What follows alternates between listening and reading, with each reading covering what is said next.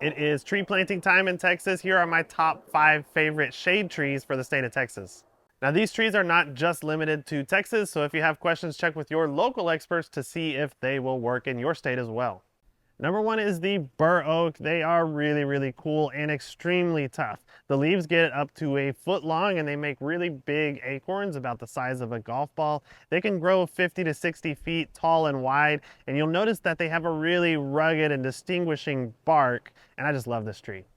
Number 2 is the Chinese pistache, and this is what I would consider a medium-sized shade tree. They typically only get 30 to 40 feet tall and wide. The leaves are quite a lot smaller, but they do have some of the best fall color for our area, turning a really pretty orangey red in the fall.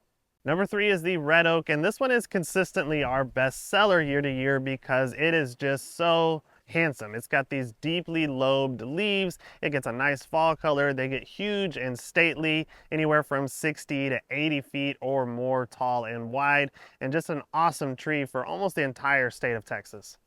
Number 4, and this might surprise some people, is actually the pecan tree. So even though they are a very messy tree, you wouldn't want to put them by your driveway or over the top of a pool or something like that.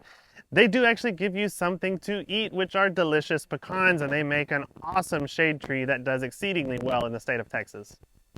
Number 5 is the live oak, and this one, unlike the other ones on this list, is actually evergreen, which is why it's called a live oak, and this is the by far longest lived tree of the group. There are multiple ones in the state of Texas that are over 400 or 500 years old. If you want one that's going to outlast you and outlast your great-grandchildren, live oak would be a really good choice. The only downside is this is probably the slowest growing one out of this group. Now keep in mind there are many other trees that can do really well for you, but these are the top ones that I really love and would put on my property. And if you like more tips like this, make sure and follow along.